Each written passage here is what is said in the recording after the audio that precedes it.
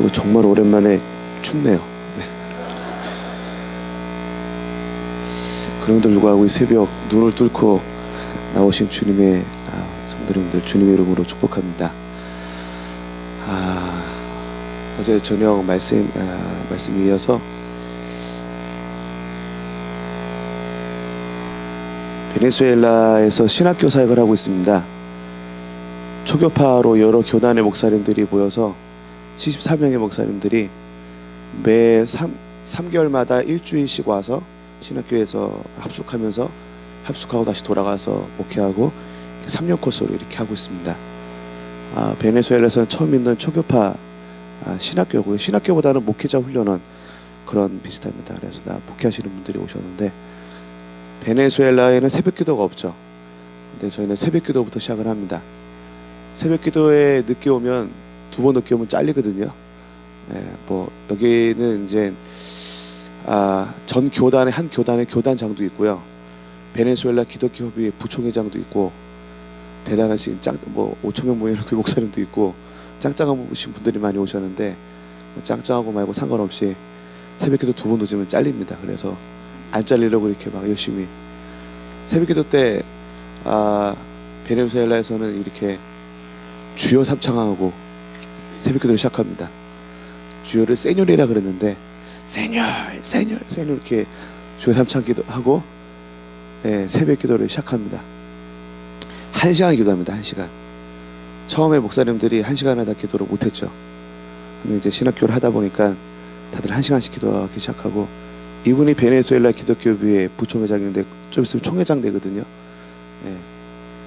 총회장이고 뭐 공간에 새벽기도 이제 큰 소리로 통성기도 안 하면 또 제가 와서 이렇게 잠자는 사람을 이렇게 세우고 통성기도 안 하는 사람은 통성기도 하라고 그러고 그래서 지금은 이제 한 2년 됐거든요.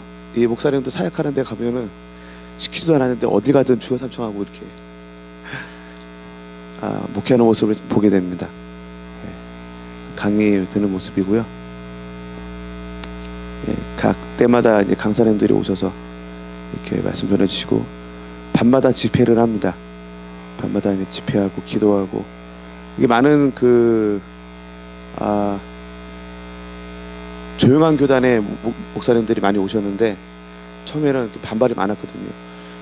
밤 10시부터 아침 6시까지는 침묵 시간입니다.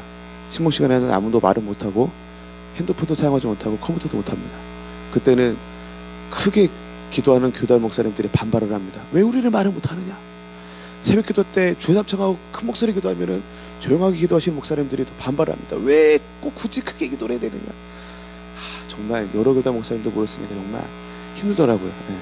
하나님의 은혜로 다들 지금은 이제 은혜 받고 목회를 잘 하고 있습니다. 지금 이제 선교센터를 사갖고 장소를 옮겨서 이렇게 신학교를 하고 있습니다. 신학 선교센터에 수영장도 있는데 쉬는 시간에 이렇게 수영도 하면서 합니다. 지금 베네수엘라 목회자들이 많은 교회들이 문을 닫고 있습니다. 성도들이 다 200만 명 떠났다 그랬죠. 그 중에 반 이상이 크리스찬들이기 때문에 교회들이 지금 목회를 할 수가 없습니다. 렌트비도 안 나옵니다. 한 달 월급이 5불이라 그랬죠. 한 달에 나오는 헌금이 상상을 초월합니다. 그래서 많은 목사들이 교회를 접고 있고 저희 교회 신학성 목사님들도 상황이 비슷합니다. 처음에 그 목회자 신학교 시작할 때부터 5명의 목회자를 저희가 지원을 했습니다. 왜냐면 제가 이제 웬만한 그 목사님들 교회는 다 다녔는데 정말 찢어지게 가난해요. 너무너무 가난해서 5명의 목회자들을 지원을 하는데 특별히 이제 이 목회자 중에 이제 이 친구 비전을 오늘 아침 나누기 원하는데 5명 중에 이 친구가 그 물가가 있는 데를 못 지나가고 이렇게 비껴가더라고요. 왜 저러나 했더니 신발에 구멍이 나갖고 물 쪽을 못 지나가는 거예요. 그래서 교회를 방문했더니 사진 찍을 때는 이렇게 멀쩡하게 찍었지만 정말 찢어지게 가난합니다. 그런 찢어지게 가난한 목사가 5가정이 있어서 처음부터 그 5가정만 지원을 했습니다. 근데 지금은 5가정만 찢어지게 가난한 게 아니고 72명 목사님들이 다 찢어지게 가난해서 지금 저희가 이제 매달 정기적으로 이렇게 후원을 하고 있는데, 그 후원을 하지 않았으면 아마 목회를 접었을 목사님들이 많았을 것 같습니다. 근데 특별히 5가정을 나누기 원하는 이유는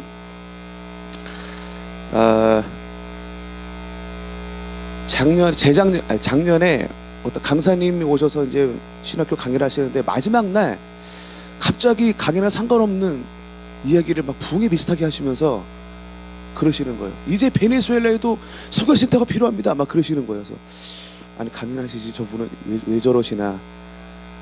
근데 그 집회가 끝났는데 2명이 현진이 목사님이 와서 저한테 하시는 말씀이 자기들한테 땅이 있는데 땅을 헌금하고 싶대요. 그래서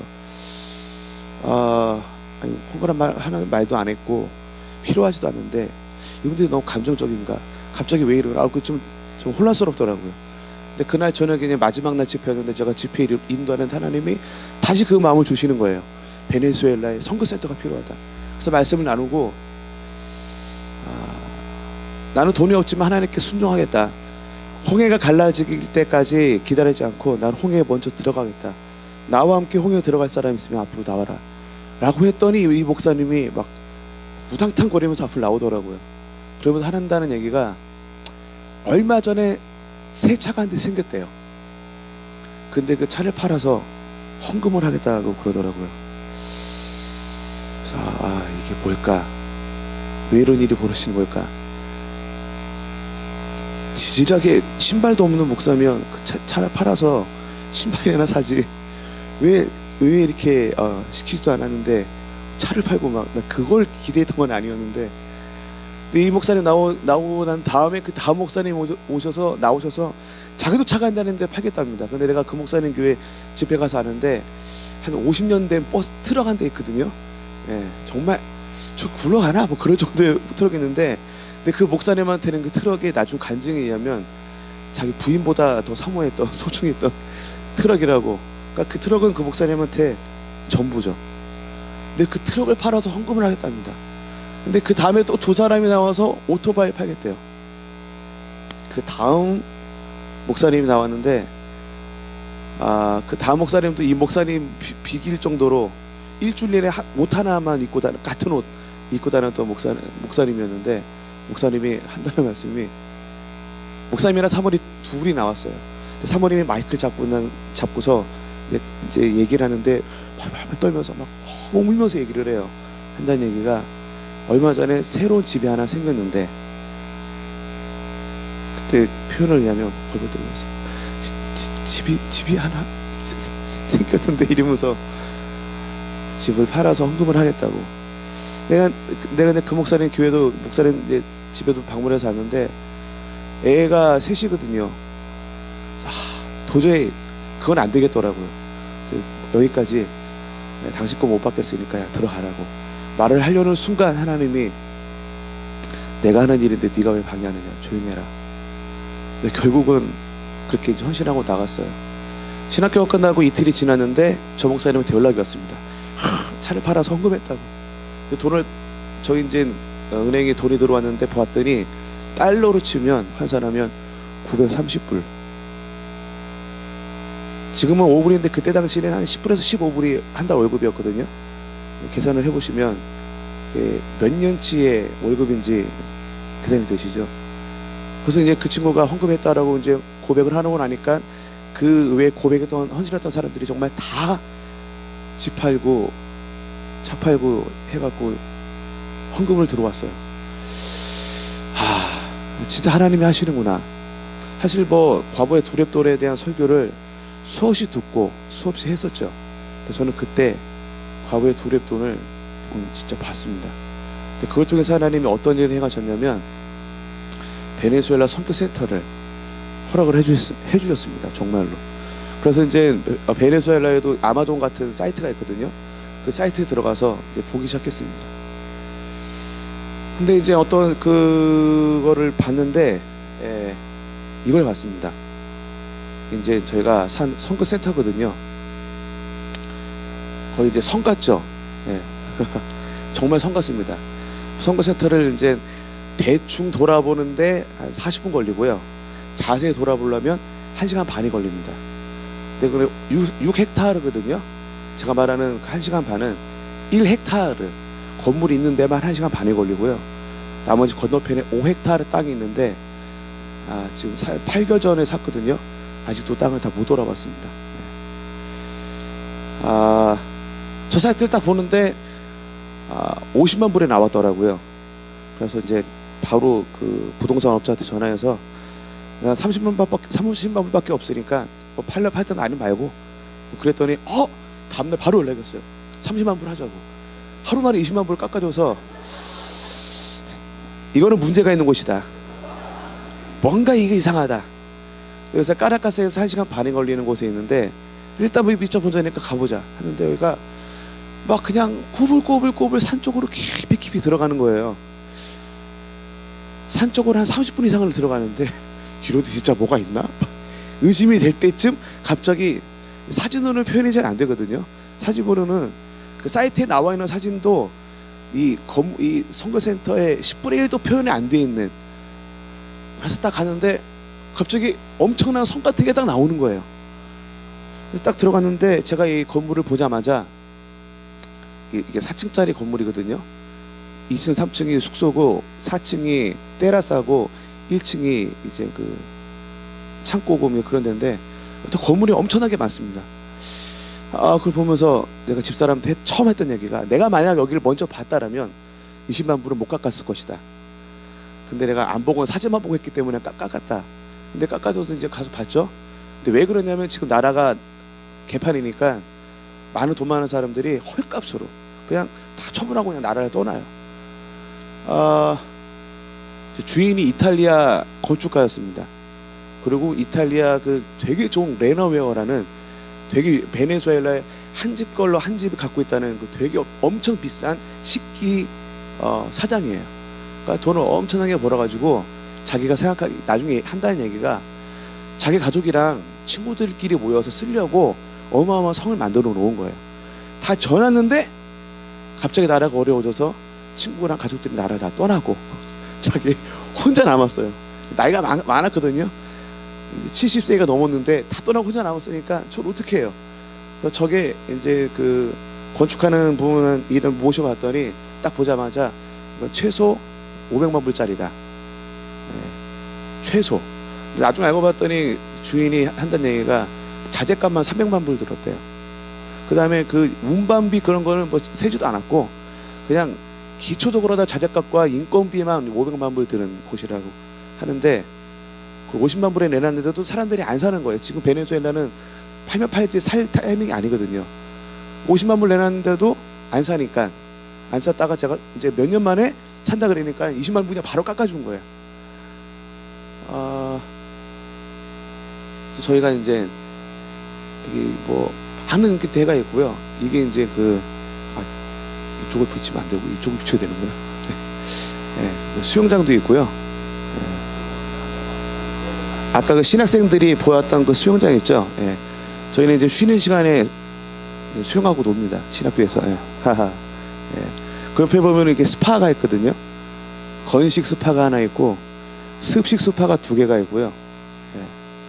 여기 이제 뭐 당구대 휴게실 노는 데고 여기는 랩세션이고 3층 돼 있는 이런 집. 그러니까 자기 가족이랑 친구들 것만 쓸 건데 왜 3층짜리 이런 방들을 막 몇 개를 만들어놨는지 잘 모르겠더라고요. 여기 이제 위에 호수도 있고요. 여기 나무 위에 집 뭐 이런 데도 있고 발전기만 5만 불짜리인데 그냥 놔두고 갔습니다. 그냥 다 쓰라고. 얘가 이제 식당이고요. 얘가 이제 1헥타르짜리에 이제 얘가 마구간이에요. 마구간. 여기 이제 말들이 있는데 그래서 마구간이 한 50개 정도 있었거든요. 건너편에 5헥타르의 땅에 자기 말로는 이제 거기다 말을 키우다가 이제 오면은 건너편 가서 이제 말 타고 수영하고 스파하고 마사지하고 뭐 이제 이러려고 만들어 놨대요. 네, 2번 해봤대요. 2번 다 떠나서. 네. 근데 이 자리를 리모델링해서 이 마구간 자리가 이 모습이 이렇게 바뀐 겁니다. 그래서 메인 살롱으로 이제 리모델링을 했고요. 이게 다 마구간이었어요. 마구간. 다 마곡간인데요. 마곡간 평수만 1,800평방미터. 마곡간만. 근데 그거를 이제 말들이 이렇게 다 한 마리씩 들어가는 거죠. 예. 근데 거기를 지금 리모델링 해갖고 지금은 이제 여기에 말이 안 살고 이제 사람이 이제 들어가서 잘 수 있도록 리모델링을 했습니다. 이렇게. 그래서 지금은 200명 정도가 들어갈 수 있는 숙소가 됐고요. 예.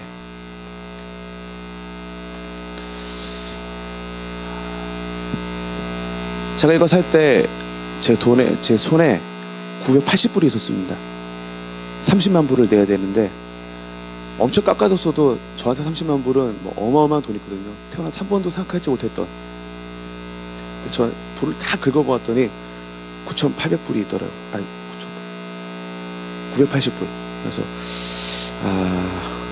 황당하죠. 네. 이것도 하나님의 은혜로 너무나 귀한 이렇게 주셨는데 하나님 뜻 안에 있으면 하나님이 정말 다 행하시는 것을 경험하게 됐습니다.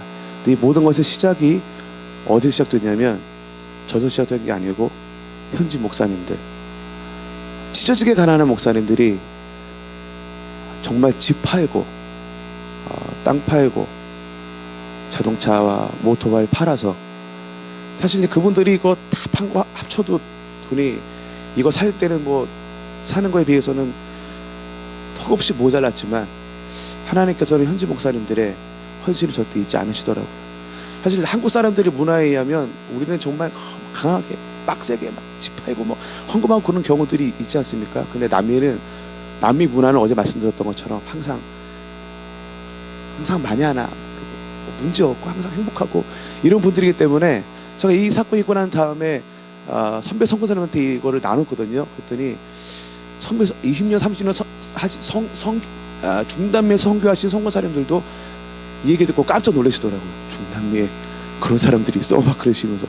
근데 한 선배 선교사님 하시는 말씀이, 진짜 기적은 선교센터에서 한 게 아니고 현지인들이 정말 집과 차를 팔아서 헌금을 했다는 게 기적이다 라고 말씀을 해주시더라고요. 저도 살아보니까 정말 그게 기적이라는 거를 경험하게 됩니다. 어제 저녁에 선교사의 어떤 그런 것들을 나눴는데 좀 성도님들 많이 놀라셨을 것 같습니다. 다 선교 나가야 되나 뭐 이렇게 그러면 생각하시지 모르겠는데, 선교 나가라는 얘기가 아니고요. 선교사의 삶, 복음의 삶을 사는 거에 대해서 아침에 나누려고 합니다. 하나님의 뜻이 이루어지기 위해서는 반드시 저희는 선교사의 삶, 복음의 삶을 살아야 됩니다. 선교사 파송받으라는 얘기가 아니고요. 그럴 수도 있고 그렇지 않을 수도 있습니다. 그건 별로 중요하지 않습니다. 사실 제 주위에는 솔직하게 말씀드리면 선교사가 맞나라고 생각될 정도의 선교사들이 사실 많이 있습니다. 선교사를 파송받았다고 해서 선교사가 되는 것도 아니고, 선교사를 파송받지 않았다고 해서 선교사가 안 되는 것도 아닙니다. 하나님 앞에서의 정말 선교사는 선교사를 파송받든 안 받았든 하나님 앞에서 선교사의 삶을 사는 그 사람이 진짜 하나님 앞에서 선교사인 것이죠. 제 아는 분 중에 선교사의 삶을 사는 분이 한국에 있는데 조그만 중소기업 사장님입니다.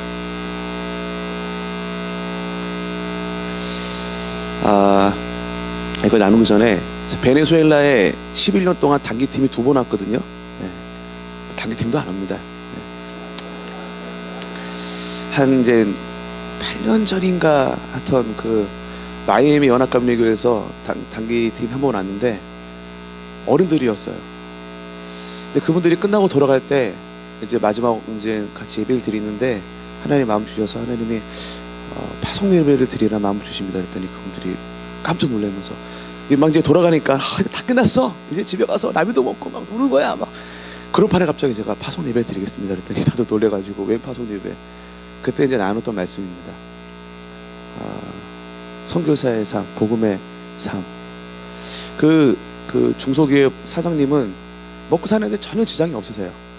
어느 정도 이렇게 잘 굴러가고 지금도 뭐 잘 살고 있는 분입니다. 근데 그분이 사는 걸 보면 가끔은 저보다 깝깝하게 삽니다. 선교사보다 더 지지리궁상으로 살고 있더라고요.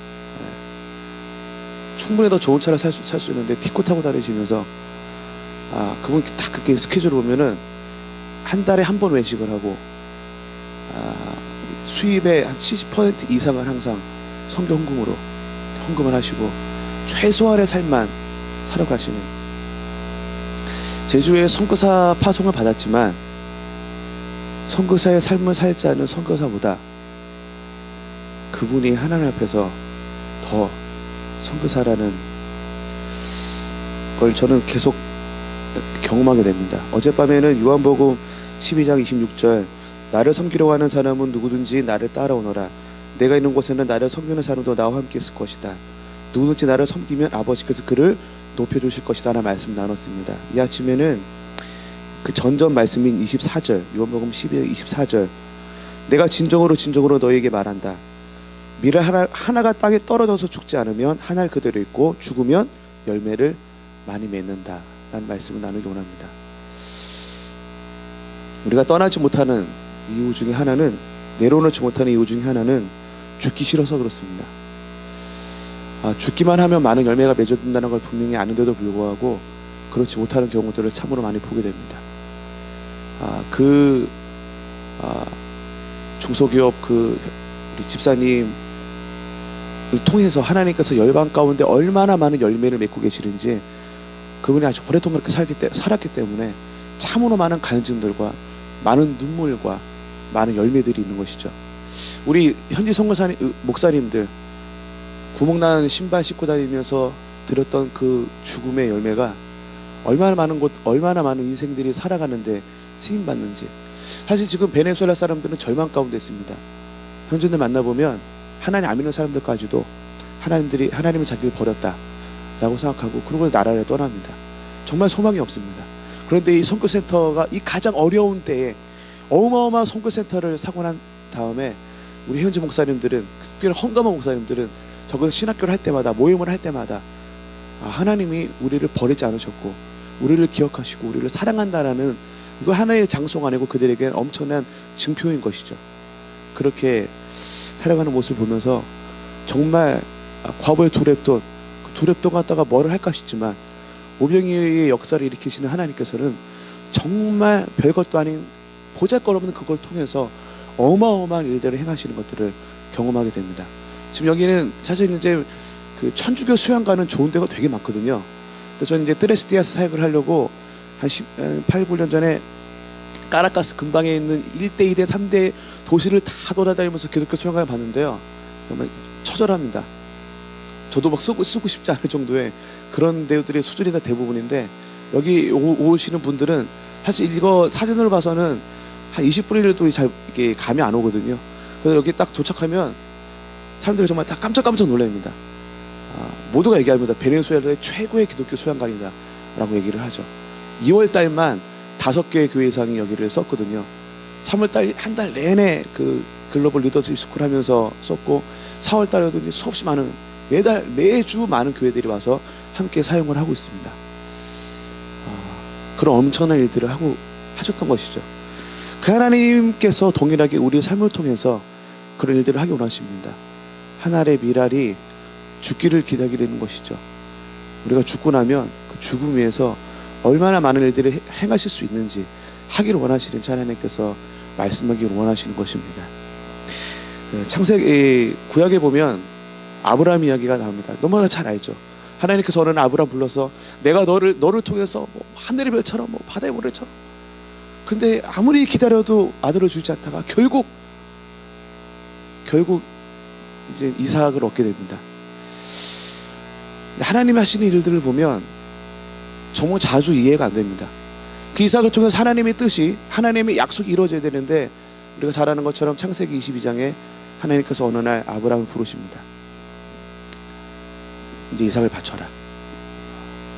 그래서 아브라함은 이삭에게 장작을 배우고 이제 산을 향해 나아갑니다.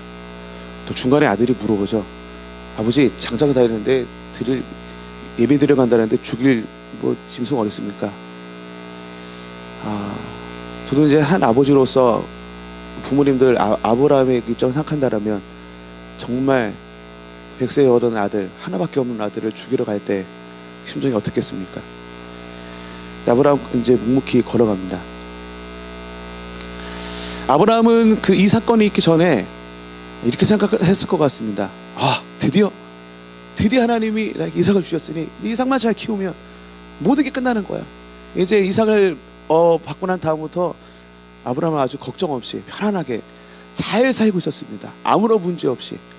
이 정도면 정말 난 이제 순종했어. 이제 하나님의 약속이 이루어졌어. 이제 나는 문제없이 살아갈 수 있어라고 생각할 그 시점에 갑자기 어느 하나님이 아브라함을 불러서 이삭을 바치라고 말씀하시는 것이죠. 참 난감하고 어렵습니다. 이 정도면 됐다라고 생각을 했는데 그렇게 오랫동안 기다려서 드디어 민족의 아비가 되어서 하나님의 그 약속을 볼 날이 이제 얼마 남지 않았다라고, 이 정말 얘만 하나만 잘 키우면 내가 하나님께 순종했고 하나님이 하신 말씀들이 이루어질 거라고 정말 편안하게 살고 있던 어느 날 갑자기 하나님이 아브라함에게 이렇게 말씀을 하셨던 겁니다. 이삭을 바치러 가죠. 하나밖에 없는. 신약에서는 부자 청년의 이야기가 나옵니다. 얼마나 대단했던 친구냐면 예수님 만나니까 영생을 받으면 어떻게 해야 됩니까? 율법을 지켜라. 뭐 다 지켰는데요? 예, 라고 말할 정도로 정말 이 정도 했으면 됐다라고 생각했고 정말 당당했던, 이 정도 하나님 믿었으면 이젠 괜찮아, 이 정도면 되지 않나라고 생각했던 부자 청년에게 딱 하나, 믿음의 조상 아브라함에게 절대 포기할 수 없었던, 다른 건 다 잘했어요. 정말 다 잘했는데 하나 절대 건들면 안 됐던 부분이 있습니다.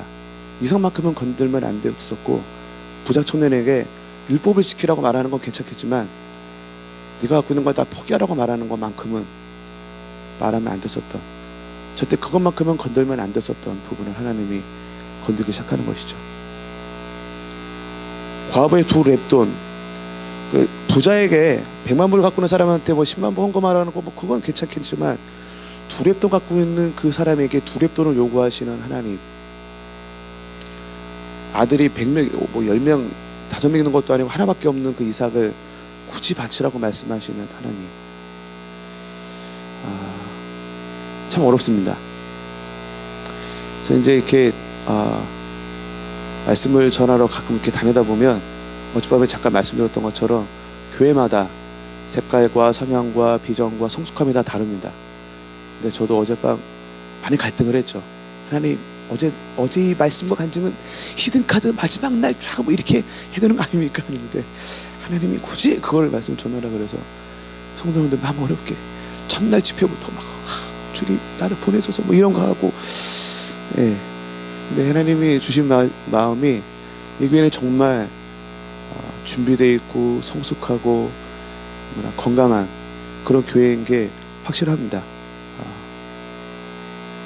근데 하나님이 이렇게 살아도 그 부자 청년처럼 아브라함처럼 가만히 있으면 이제 뭐 믿음의 조상이 될 것이고, 가만히 있으면은 정말 모두가 우러러봤던 그 부자 청년처럼 잘 먹고 잘 살고 있는데 왜 굳이 이삭을 바치라고 그러는지, 왜 굳이 잘하고 있는 청년에게 네가 갖고 있는 모든 걸 다 포기하라고 하는지, 왜 굳이 저 찌질하게 가난한 신발도 없는 목사님들에게 그 생긴 930달러 가치의 차를 내어놓으라고 하시는지,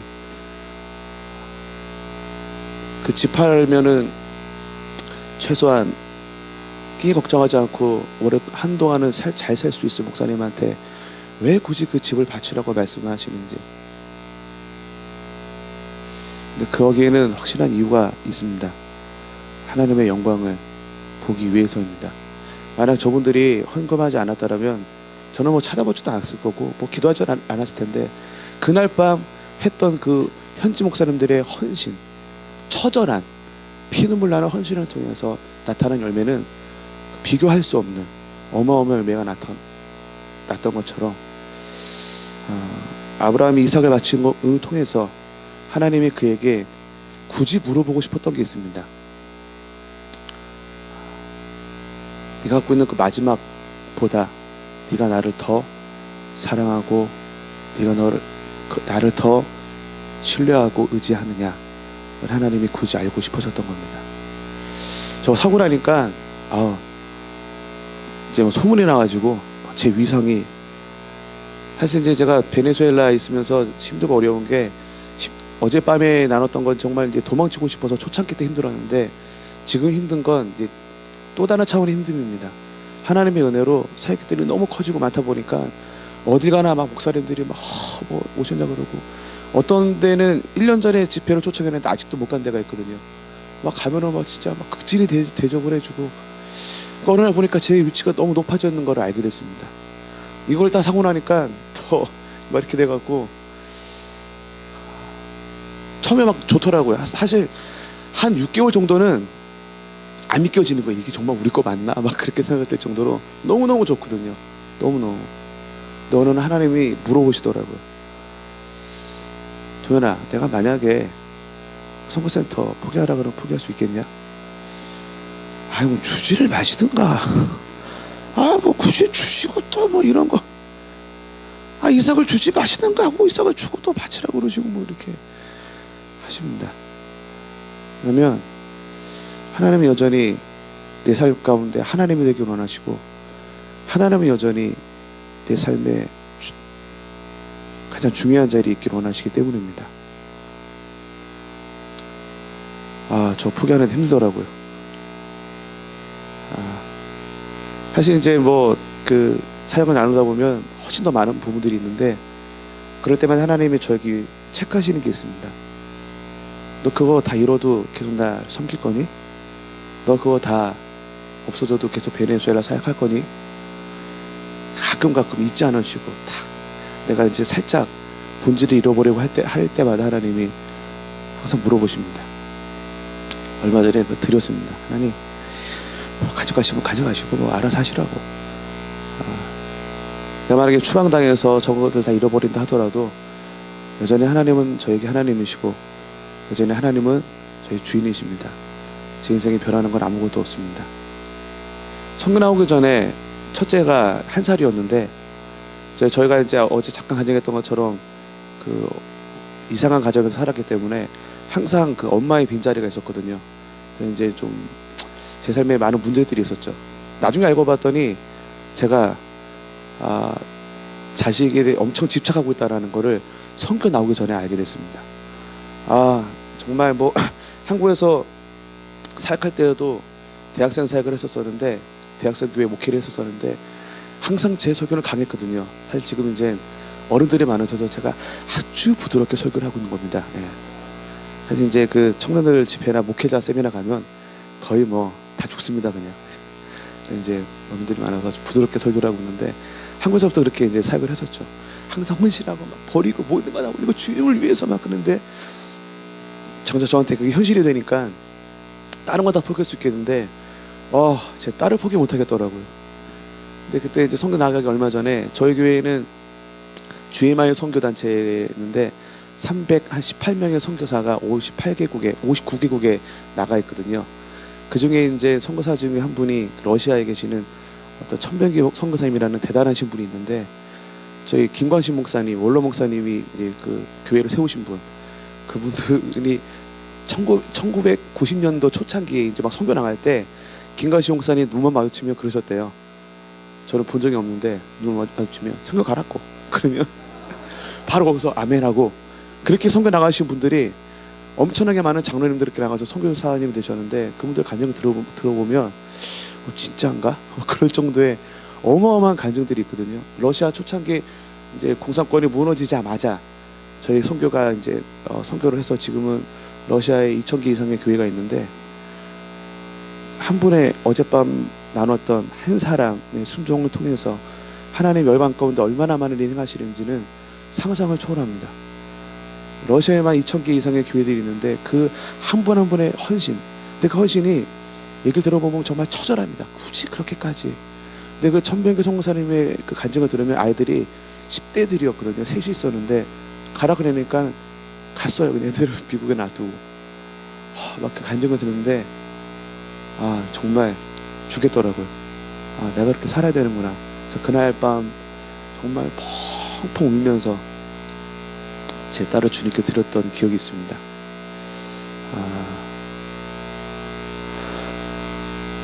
하나님은 하나님이 되기를 원하십니다. 하나님의 자리에 누가 있는 것을 원치 눈뜨고 못 보십니다.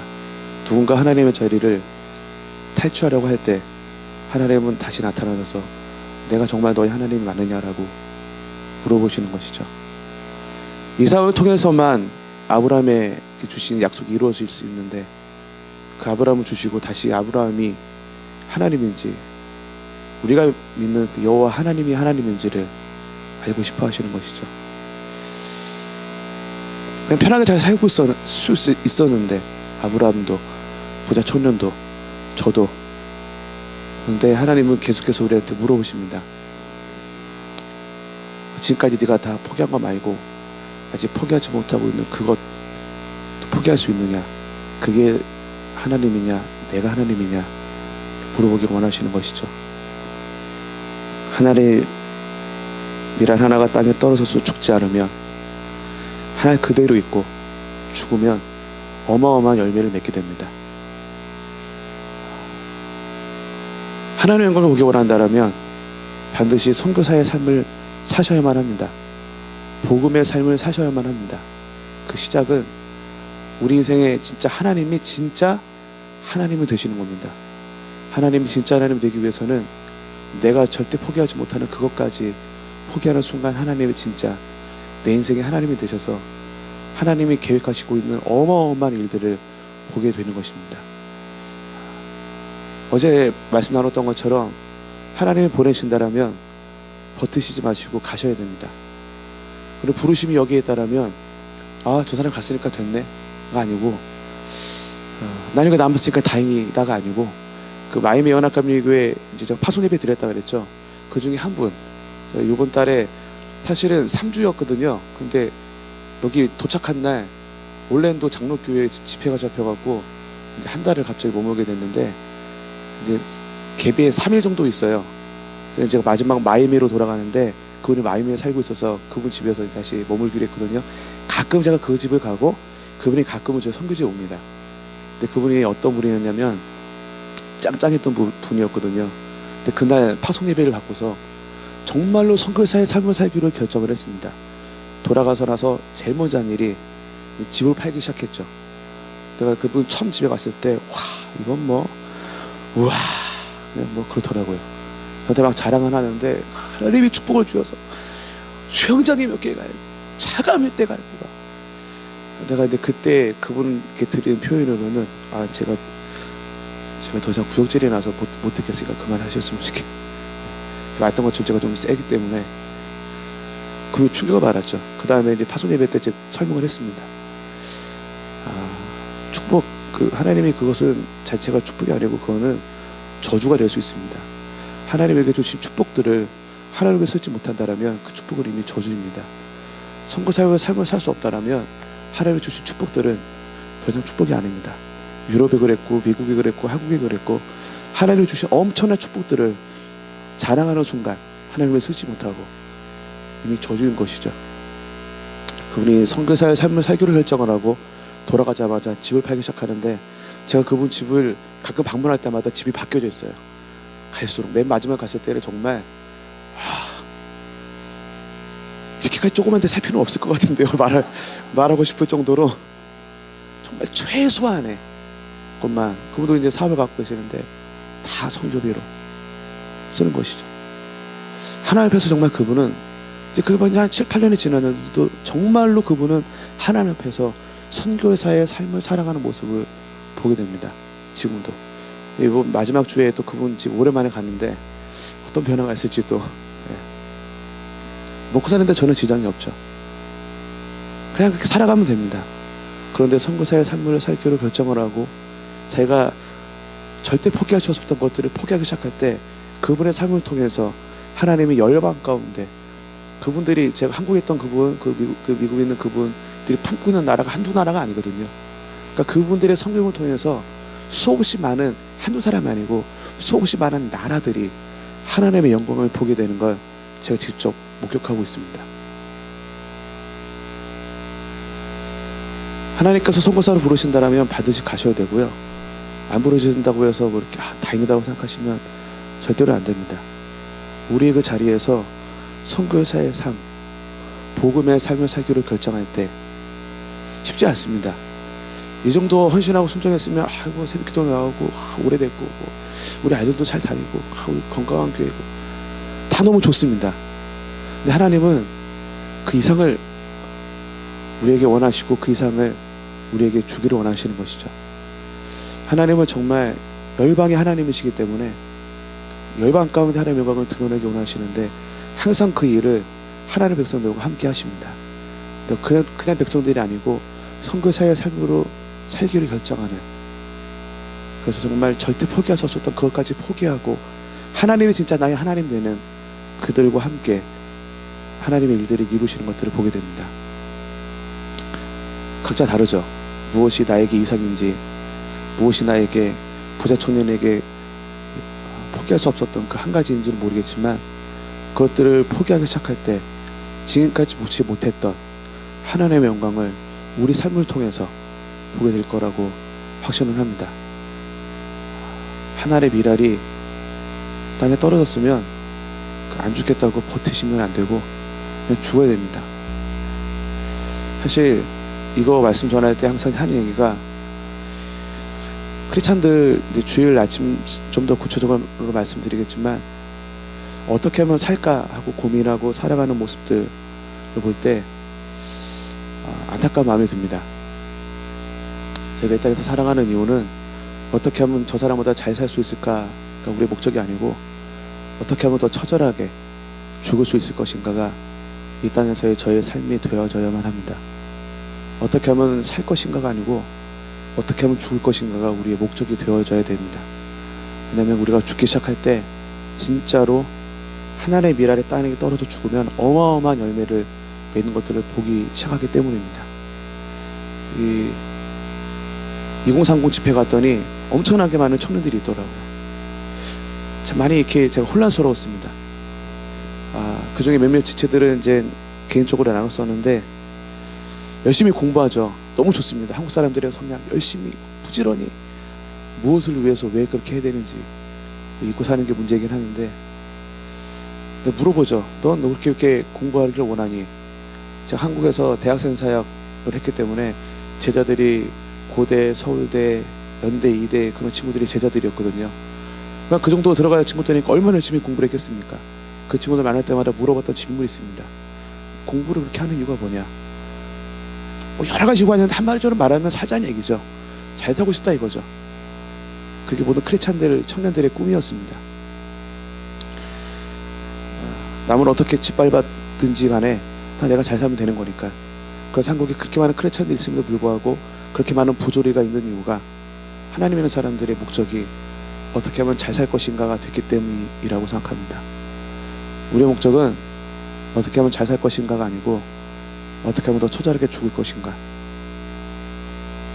그 죽음을 통해서 하나님의 영광이 어떻게 드러날 것인가, 내가 포기하지 못하는 그 한 가지, 그것을 어떻게 하나님께 드릴 것인가 되어져야 됩니다. 그럴 때 하나님이 이 교회를 통해서, 여기는 한 분 한 분 성도를 통해서 지금 나눴던 그 간증들이 그분들의 간증이 아니고 나의 간증이 되어서 한 동네가 아니라 수많은 나라들을 품고 열방을 품고 살아가는 그런 성도들이, 그런 교회가 되게 될 줄로 믿습니다.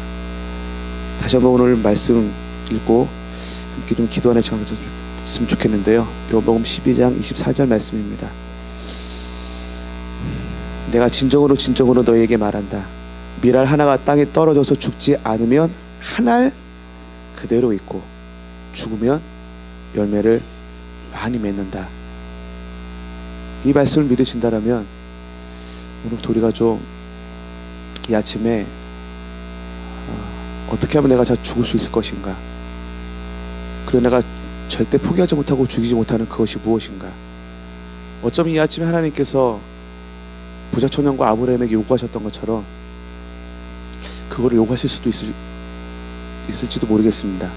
만약에 그거를 바치라고 요구하신다라면 너무 걱정하지 마시고 하나님을 신뢰함으로 바칠 때 하나님이 내 삶의 진짜 하나님이 되실 때, 그때부터 지금까지 보지 못했던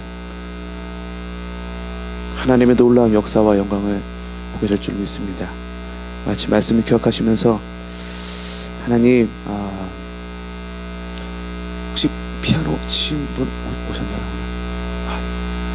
그러면 안 오신 줄 알고, 기도하기 전에 우리 찬양하고요, 함께 좀 다 같이 기도했으면 좋겠습니다.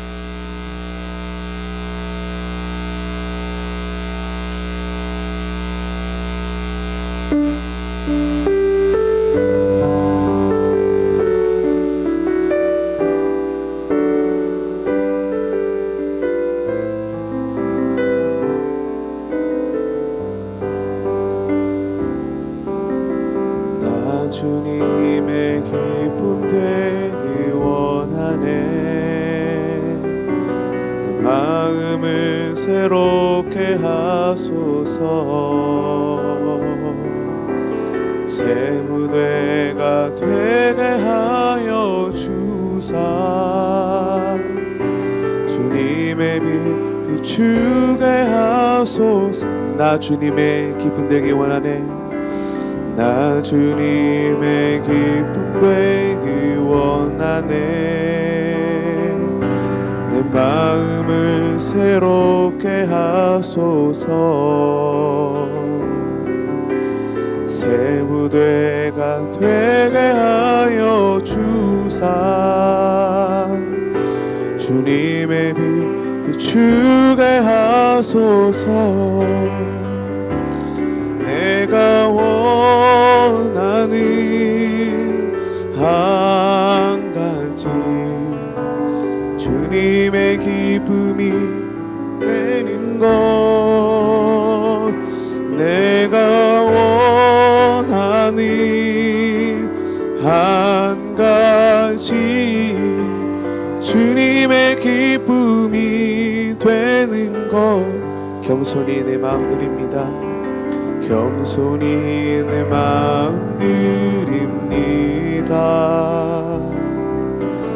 나의 모든 것 받으소서. 나의 마음 깨끗이 씻어주사. 주의 길로 행하게 하소서. 내가 원하는 한 가지, 주님의 기쁨이 되는 것. 내가 원하는 한 가지, 주님의 기쁨이 되는 것. 내가 원하는 한 가지, 내가 원하는 한 가지, 주님의 기쁨이 되는 것. 내가 원하는 한 가지, 주님의 기쁨이 되는 것. 주님의 기쁨이, 주님의 기쁨이 되는 것. 주님의 기쁨이, 주님의 기쁨이 되는 것. 뭐 때문에 요즘 기도하는 제목이 뭔지 잘 모르겠습니다. 뭐 때문에 마음 아파하고, 뭐 때문에 괴로워하는지, 정말 내가 진정으로 원하는 것이 무엇인지, 그것이 하나님인지 이삭인지, 그렇게 열심히 사는 이유가, 한국 사람들 세계 어디를 가나 그렇게 열심히 사는 이유가 무엇 때문인지